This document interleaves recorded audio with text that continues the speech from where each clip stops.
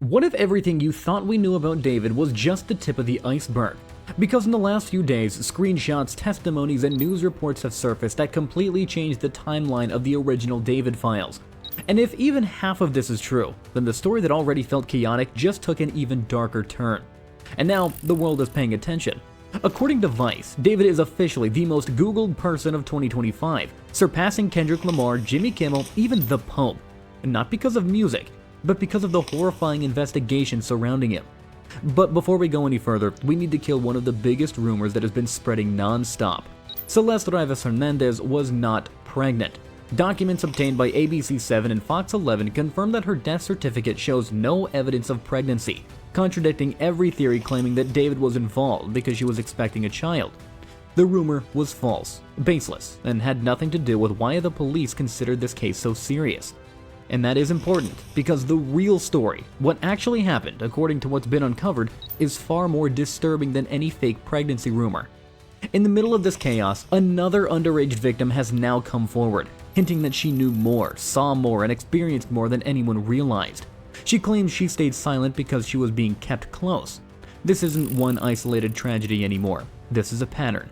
At this point, David has essentially ruined his own life. There is no way he is escaping these new allegations, the new witness claims, and the new investigative details surrounding his potential involvement with a 13-year-old girl. If these findings hold up, he could very well be facing prison in the coming days. Now, I have spent hours and hours breaking this case apart, digging through the evidence, comparing the timelines, and piecing together screenshots and statements, because what's emerging now is the darkest version of this story yet, and things are about to escalate very quickly. But all of this chaos, the rumors, the timelines, the investigations closing in on David began with one moment. When the body of Celeste Hernandez, a girl who had been missing for nearly a year, was discovered inside a car tied to David. The body found inside the trunk of an abandoned Tesla registered to the singer David has been identified as 15-year-old Celeste Rivas. A body so severely decomposed that investigators couldn't recognize her. And even today, the cause of death remains officially undetermined. That discovery didn't just reopen a missing persons case. It turned David into a potential suspect and triggered the wave of investigations that we're seeing right now. As people interested in the case joined force in Discords, Reddit communities, and dug deeper into the timeline, another disturbing detail began to surface. Celeste wasn't some distant name or a random missing person. She had been orbiting David's life far more closely than anyone first realized. Forum discussions started compiling photos, clips, and screenshots showing her repeatedly appearing around David and his group of friends. Different days, different locations, but the same pattern kept emerging. She was there, constantly. And the more images surfaced, the clearer it became. Celeste was not an outsider to the circle. She was a recurring presence in David's world, and that detail completely reframes everything that happens next. As investigations dug deeper, a new detail emerged. Screenshots from forums, archived TikToks, and old Instagram photos didn't just show Celeste standing in the background, they revealed a level of familiarity that looked nothing like a casual acquaintance. She appears beside David's friends, in the same rooms, at the same hangout spots, always close, always present. The pattern wasn't subtle. It painted the picture of someone woven into the daily rhythm of his life. And then came the discovery that changed the public's understanding of their connection entirely. When investigators and online sleuths compared Celeste's photos to the images released by TMZ, one detail immediately stood out. A distinctive tattoo visible in the evidence matched the tattoo Celeste had shared in her own online photos. The design, proportions, and positioning aligned closely enough that even TMZ's analysts described it as one of the strongest visual indicators linking the remains to her, well before any official confirmation was made. That single detail shifted the tone of the investigation entirely. It wasn't just a missing girl found in his car. It was someone who had been visibly, repeatedly connected to him, with a physical marker confirming her identity before the coroner even spoke. And the moment that tattoo match went viral, the narrative changed from speculation to suspicion. Now here's everything we know about David Burke, that creep who was getting matching tattoos with a 15-year-old. Now here's everything we know about David Burke, Celeste Hernandez, and those matching tattoos. Two massive Twitter threads pushed this case fully into the mainstream. One thread, with over 11 million views, compiled screenshots, archived photos, and timelines showing just how closely Celeste appeared connected to David and his circle. It focused on patterns, her repeated presence, overlapping locations, and inconsistencies between public statements and what surfaced online. The second thread, viewed more than 9 million times, zoomed in on messages, images, and behavioral details, questioning how someone described as a non-factor kept reappearing around him. Together, these threads didn't introduce official conclusions, but they fundamentally shifted public perception, turning scattered rumors into a consolidated narrative that millions of people suddenly couldn't ignore. What shocked people even more, though, was what those threads revealed next. Many users claimed the relationship wasn't secret at all. According to screenshots and testimony shared on Twitter, people inside multiple Discord servers allegedly knew that they were dating long before this story went public. The backlash was immediate. One viral reaction summed up the disbelief, with a user writing, "An entire Discord knew about David's relationship with a 12-year-old and not one person said anything?" That moment marked a turning point. Not just outrage at David, but anger toward anyone who allegedly knew and stayed silent. That question, how could so many people know and say nothing, only pushed the internet to dig deeper. And as they did, the story took an even darker turn. Because soon after, alleged messages began circulating from someone claiming to be Celeste's brother Matthew. In those texts, he said he went to the police months earlier to report David's relationship with a minor, only to be told there wasn't enough evidence to move forward. Even more unsettling, users noticed Matthew was followed by David, a detail that immediately raised new questions. At this point, this stopped being just online outrage. It became a race to understand what had been reported, what had been ignored, and how far back this really goes. And just when people thought the situation couldn't get more devastating for Celeste's brother and family, another layer of chaos surfaced. Behind the scenes, sources revealed growing tension between the LAPD and the Los Angeles Medical Examiner's Office. Two agencies that are supposed to work in lockstep, now appearing at odds over how this case is being handled. Conflicting statements, sealed information, and unusual silence only fueled more questions. For many watching this unfold, it felt like the truth was being pulled in opposite directions, and that whatever happened to Celeste was far more complicated than anyone was being told. Despite the growing confusion and institutional tension surrounding this case, one thing has become clearer by the day. The focus of the investigation is narrowing. As timelines are rebuilt and evidence is examined, the plot continues to thicken around David. In a statement attributed to LAPD Captain William Scott, he says, "We know for sure that Celeste Rivas Hernandez died and someone placed her body in the front trunk area." As the plot continues to thicken, another shift became impossible to ignore. The people closest to David began quietly pulling away. Friends who once appeared inseparable started distancing themselves, and some began speaking, cautiously, to the press. One of David's close friends told The Mirror that he had always been an introvert, keeping himself surrounded by what he described as weird and odd groups of people. It wasn't a defense, and it wasn't support either. It was distance. And in cases like this, that kind of silence speaks louder than loyalty. But it wasn't just a silence that turned heads. David's music itself began to cast a shadow over his reputation. Fans and critics alike started digging into his lyrics, replaying songs like Romantic Homicide and Rehab, looking for hidden meanings, connections, anything that might hint at something darker beneath the surface.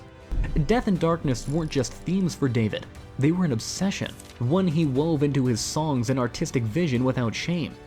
In interviews, he described sitting alone in his closet, freestyling entire songs like Romantic Homicide in a single take, pouring out visions of violence and chaos. His mother tried to stop him, saying the lyrics were too dark, but he took it as a challenge. And she was like, "That song's too violent and too sad. You're not releasing it. My son is not going to be talking about killing people in music." And I was like, I'm going to take that as a challenge, look. That obsession didn't stop at music either. He was deep into anime and manga, creating his own series where an evil version of himself, Itami, would commit murders that the detective version of him would then solve, writing himself into a world of death and destruction. He insisted it was just fantasy, but when you connect the dots between his lyrics, videos, and morbid fascination, it's impossible to ignore how closely art and reality blurred. And now, with Celeste's death and the Tesla, that obsession takes on a far darker light, one some fear may have shaped a real-life tragedy. As the walls closed in, it became clear that David was living in constant fear. Fear of saying the wrong thing, making the wrong move, or letting the pressure crush him completely. His friends had started to quietly pull away, leaving him more isolated with each passing day. Social media went dark, his world tour was cancelled, and major brands like Crocs and Hollister dropped him just days after announcing him as the face of their new campaign. Alone, he turned to the one place he still controlled, the internet. Online, people were accusing him of everything. From moderating his own subreddit to deleting posts critical of him in a desperate attempt to shape the narrative. David allegedly created his main Reddit account the same day he launched an alt account named Failing for Me, giving himself sole moderator privileges in the subreddit. Because David was listed as the sole moderator of his subreddit, people accused him of trying to control the narrative in favor of portraying him in a more positive light. Hours after these accusations, though, the subreddit was locked. As the pressure mounted and every move of his life was scrutinized online, David made a move that spoke louder than any post or deletion. He hired Hollywood's top criminal defense attorney, Blair Burke, known for representing heavyweights like Harvey Weinstein, Kanye West, Britney Spears, and Reese Witherspoon. Burke's reputation alone sent a clear signal. David was bracing for the fight of his life. The world was watching, opinions flying from every corner of social media, with some convinced that hiring a lawyer of Burke's caliber was an admission of guilt. But in the courtroom, the rules are different. Strategy and skill often outweigh public outrage. By bringing Burke on board, David wasn't just hiring a lawyer. He was buying himself a shield, a calculated line of defense in a case that had already become a maelstrom of speculation, scandal, and suspicion. Because what if the Tesla wasn't the crime scene, but a pause button, while something far more disturbing was being planned behind closed doors? Because a private investigator now claims that inside the Hollywood Hills home tied to David, investigators found an unused incinerator capable of burning at cremation-level temperatures, delivered under a false name, never seized, and never explained, raising chilling questions about whether Celeste's body was meant to disappear entirely. And if that's true, then the most haunting part of this case isn't just how Celeste died, but how close someone may have come to making sure she was never found at all. Just when it seemed David couldn't make his situation any more tangled though, he quietly moved to protect his assets in a way that raised some eyebrows. Amid the mounting investigation into Celeste Rivas' death, he transferred 2 of his Houston area homes from a trust in his name to his mother. On the legal side, as the battle goes on, a key witness refused to testify. Did a witness refuse to testify in the David Celeste Rivas Hernandez case? New reporting suggests that a witness didn't show up to testify in front of a reported grand jury hearing evidence, and the prosecutor is allegedly going to have this person detained and brought into court. But none of that matters. Online, the internet moves faster than the law ever can. A new storm of allegations hit David. Screenshots and testimonials circulating online claiming the singer had intimate communications in 2023 with another underage girl who came forward, suggesting a potential pattern of grooming. Fans and social media users scrambled to share the alleged messages, some of which showed David speaking about keeping the relationship secret and expressing a desire for a public romance. While none of these claims have been verified by law enforcement, the timing and content only intensified scrutiny on the artist. If even a fraction of the allegations prove credible, they could dramatically widen the scope of the investigation, raising serious questions about his behavior long before Celeste's death. The story does remain unconfirmed, but in the court of public opinion, the shadow over David continues to grow darker. The spotlight is closing in on David, and it's not just him in the hot seat. Robert Morgenroth, president of David's touring company and general manager of his label Mogul Vision, faced intense questioning before a Los Angeles grand jury. At one point, he came into the hallway and was loudly arguing with his lawyer, his frustration clearly audible to bystanders. Referring to Deputy DA Beth Silverman, he said, "She was very pushy on why I didn't call police." Morgenroth insisted he didn't think it was his responsibility and only wanted to keep the tour moving. But with mounting rumors and alleged evidence suggesting David had a troubling pattern of dating minors, his refusal to alert authorities now looks like a glaring oversight. Every detail of that testimony adds pressure on the singer, showing how those closest to him are now caught up in an investigation that could expand beyond Celeste Rivas, putting the entire network around David under scrutiny. As the pressure mounts, it's becoming clear this isn't just about one tragedy, it's a storm closing in on everyone around David. From his lyrics drenched in visions of death to the rumors of him targeting minors, whispers that were once dismissed as dark fantasy are now being taken seriously. His friends, once close, have pulled away. His manager is scrutinized before a grand jury, lawyers are hired, and even his online presence is under fire, with allegations he tried to control the narrative on Reddit.